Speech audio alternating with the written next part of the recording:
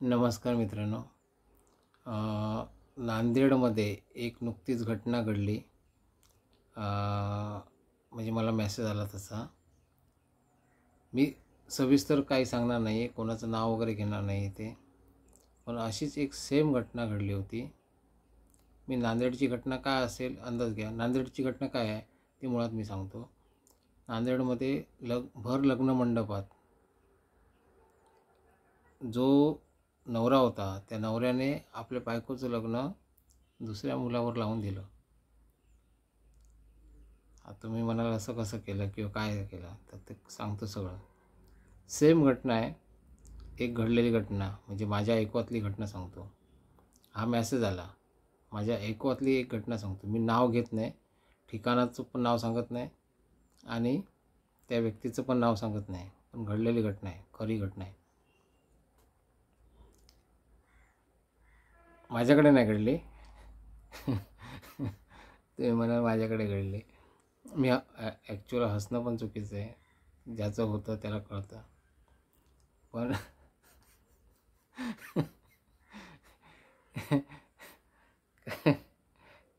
काय झालं माहिती आहे, ॲक्च्युअल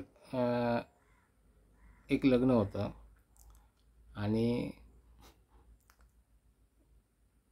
लग्न सगळे म्हणजे हे जे सगळे विधी झाले लग्नाचे, पूर्ण विधी झाले सगळे लग्नाचे, जे काय लग्नामध्ये विधी असतात ते सगळे पूर्ण झाले. आणि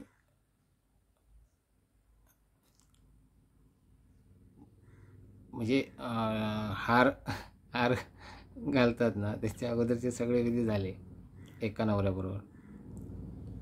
आणि त्या मुलीने नवऱ्याच्या कानात काय ते सांगितलं, जे वधू होती त्या वधूने नवऱ्याच्या कानात काय ते सांगितलं. घडलेली घटना आहे, खरी घटना आहे, मी बनवाबनवी करत नाही. माळ घालायच्या अगोदर सगळे विधी झालेले होते. आता तुम्ही म्हणाल की आता ही मुलगी नवऱ्याला भेटायला कशी गेली किंवा काय, नवऱ्याच्या कानात कसं सांगितलं तिने काय. तर ती मुलगी नर्वस होती.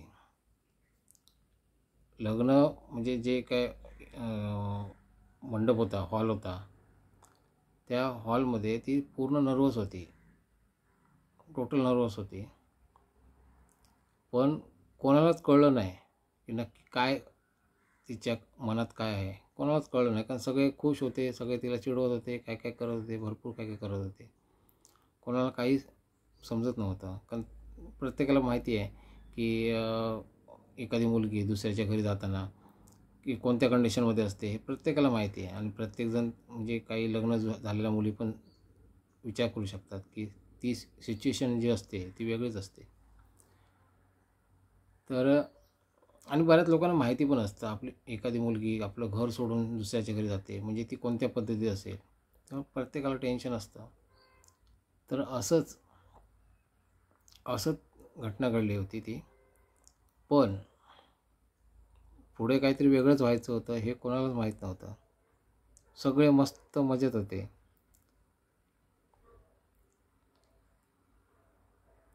हॉल केला होता, लग्न मंडप नव्हता, म्हणजे हॉल बुक केला होता. घरी लग्न असतं तर तो भाग वेगळा असतो. लग्नाचा हॉल केला होता, खर्च केला होता त्या मुलाने भरपूर. काही वाद झाला नाही, वाद वगैरे काय झाला नाही. लोक चिडली होती पण वाद झाला नाही. आता नक्की घटना काय ती सांगतो तुम्हाला. लग्नाच्या अगोदरचे जे विधी असतात ते काय पुण्यवचन म्हणतात, ते काय ते सगळं पार पडलं. आणि नवरी मुलगी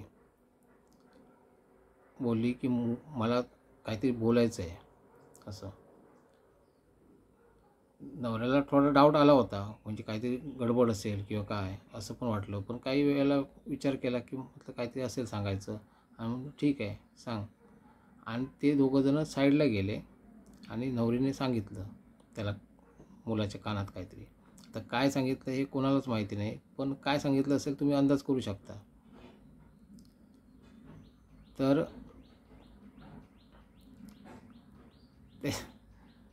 त्याच्यानंतर जे चित्र बदललं ते खूप वेगळं चित्र झालं.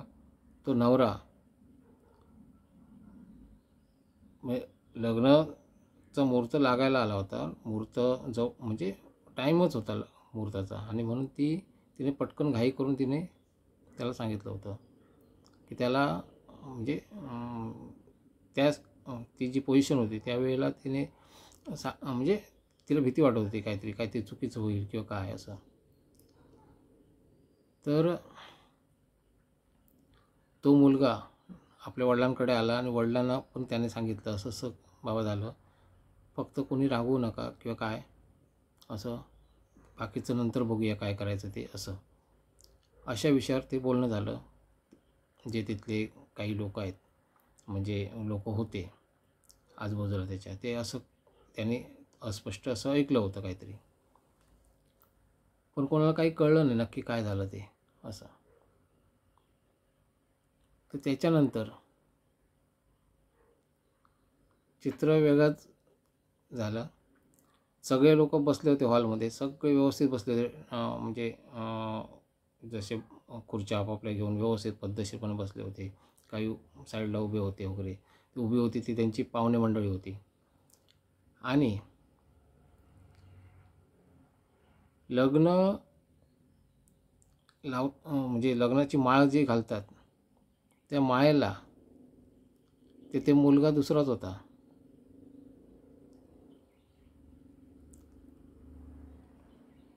म्हणजे ज्याचं लग्न ठरलं होतं त्या मुलीबरोबर तो मुलगा तिथे बाजूलाच होता. विचार करा काय असेल. असं आपण स्वप्नात पण बघू शकत नाही, पण ही घडलेली घटना आहे. तर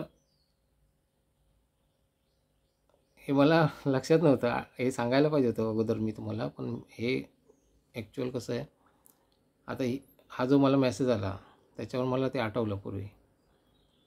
काय झालं, लग्न ज्याचं आहे तो मुलगा बाजूला उभा आहे आणि त्याच्याऐवजी माळेला जो उभा आहे मुलगा तो वेगळाच कोणीतरी आहे. कोणाच्याच काय लक्षात आलं ना, लोक कुजबुज होती, पण कोणाला काही कळलं नाही काय नक्की प्रकार आहे तो. पण बघूया म्हणून ते तसेच थांबले. त्यांना वाटलं काहीतरी राडा होणार, काहीतरी मोठं काहीतरी भांडण होणार, कारण मुलीकडचे चिडणार किंवा काय असं पण वाटलं.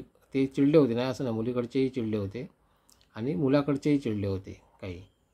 पण शेवटी काय म्हणतात त्याला, मियाँ बीबी राजी तो क्या करेगा. तर त्यानुसार झालं. कारण बाकी म्हणजे जे महत्त्वाची लोकं होती ती हॅपी होती, त्याच्यामुळे काय काय विषय आला नाही. तर झालं कसं, लग्न झालं, त्यांचं लग्न वगैरे झालं आणि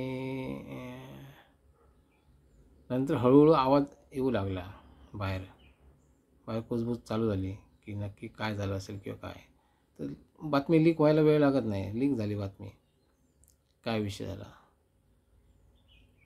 तर तो जो मुलगा होता, जो नवरा मुलगा होता, ज्याच्याशी तिचं लग्न होणार होतं,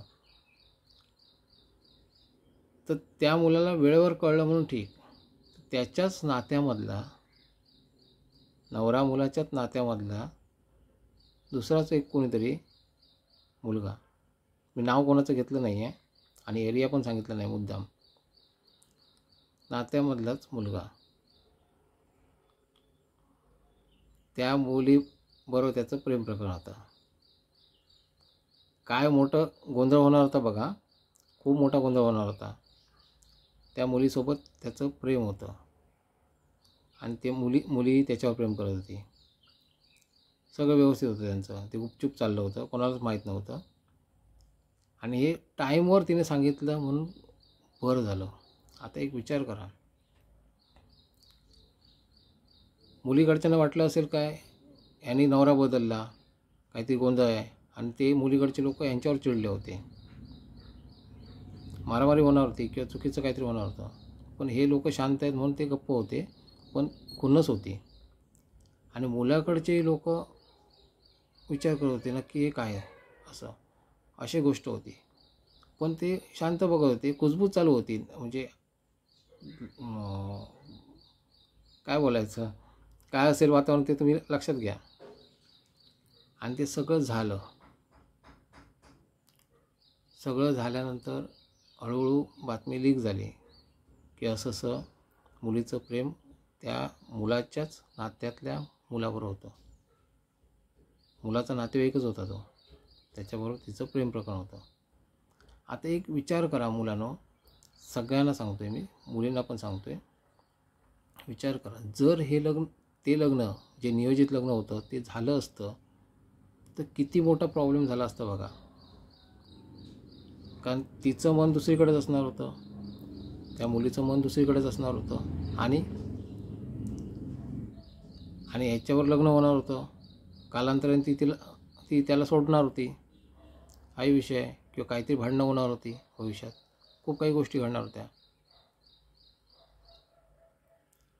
तो पुढचा तमाशा टाळण्यासाठी मुलाने ताबडतोब निर्णय घेतला. त्याला वेळ पण नव्हता. लग्न म्हणजे काय म्हणतात त्याला, टायमिंग बरोबर मॅच होत होता. टायमिंग म्हणजे लग्नाचा मुहूर्त म्हणतात, तो मुहूर्त जवळ आला होता आणि मुहूर्तालाच बरोबर त्या क्षणाला त्याला ती बातमी कळलं ना. म्हणजे जर तिथे थोडा जरी गोंधळ झाला असता तर खूप काही गोष्टी चुकीच्या घडणार होत्या, माळ त्याला पडणार होती, असं घडणार होतं. मग असे घटना घडतात. आता त्यांचं काय खर्चाचा विषय असेल तो ते बघून घेतील, तो आपला विषय नाही आहे. पण महत्त्वाचं मी तुम्हाला काय सांगायचं होतं ते मी तुम्हाला सांगितलं आहे. आता तिथे जर चिडले असते ते काय होणार होतं निष्पन्न, काहीच होणार नव्हतं. तो पण नातेवाईकच होता त्यांचा, वाद होणार होते फुकटचे, खूप काही चुकीचं होणार होतं. पण त्यांनी ते व्यवस्थित निर्णय घेतला, भले चिडलेला होता. आणि सगळ्यात महत्त्वाचं, जो नवरा मुलगा ज्याच्याशी काय म्हणतात त्याला, तिचं लग्न होणार होतं, नियोजित जो नवरा मुलगा होता पत्रिकेत छापलेला जो होता, त्याने स्वतः तिथे उभं राहून त्यांचं लग्न पार पाडलं दोघांचं.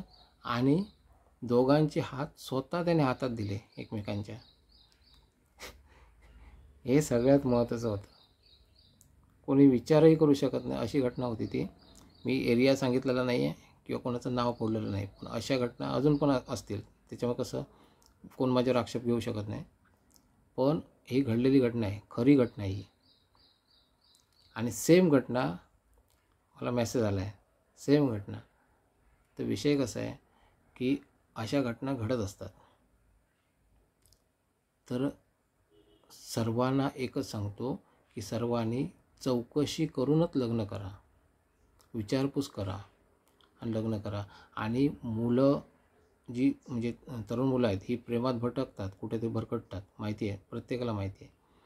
त्यामुळे दोघांना म्हणजे जे नवरा नवरी जे भविष्यात म्हणजे लग्न करणार आहेत, वधू आणि वर जे आहे, त्यांना एकत्र बसायला द्या. म्हणजे लग्न डायरेक्ट करू नका, तुमच्या मर्जीने करू नका, त्यांच्या मर्जीने होऊ देत. त्यांना एकत्र बसायला द्या, त्यांची चर्चा होऊ देत या विषयावरती. हे सगळ्यात महत्त्वाचं आहे. कारण पुढे अशा घटना घडू शकतात, चुकीच्या घटना घडू शकतात. आणि म्हणून हे खूप महत्त्वाचं आहे. मला असेच मेसेज जास्त येतात कारण मी लग्न जमवतो, म्हणून मला बऱ्यापैकी मेसेज येतात. कुठे काय जरी घडलं किंवा लगेच मला मेसेज येत असतात. मला हा मेसेज जेव्हा आला त्यावेळी माझ्या लक्षात लगेच आलं की अरे अशी सेम घटना घडलेली आहे, आणि म्हणून मी तुम्हाला सांगितलं. म्हणजे अशा घटना घडत असतात, कळलं ना. तर त्याच्यामुळे काळजी घ्या, सुरक्षित राहा, एकमेकांची चौकशी करूनच लग्न करा. आणि सगळ्यात महत्त्वाचं, आणि दुसरी गोष्ट, जरी कोणाचं अफेअर नसेल किंवा काय नसेल असं सांगितलं गेलं तरीसुद्धा जोपर्यंत खात्री होत नाही तोपर्यंत घाई मारू नका. कारण बरेच लोक असे असतात की एखादी सुंदर मुलगी दिसते म्हणून पटकन व्हायला जातात, म्हणजे काय म्हणतात त्याला, घाई मारतात की आपल्याला अशी मुलगी भेटणारच नाही, अनपेक्षित असतं ते असं, आणि ते घाई मारतात. ते रखडलेले असतात आणि मग घाई मारतात, आणि ती मुलगी त्यांना चुना लावून जाणार भविष्यात जात असते असं.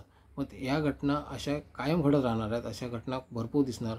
आणि असे हे मी आता स्वतः अनुभव घेतलेला मी हे चित्र सांगितलं. स्वतः म्हणजे मी तिथे नव्हतो, पण काही माझ्या जवळच्या मित्रांनी सांगितलं होतं ते. तर हा आता मेसेज आला. मी 2 घटना अशा सेम होत्या. अशा सेम घटना कितीतरी घडल्या असतील, प्रचंड घडल्या असतील. कळलं ना?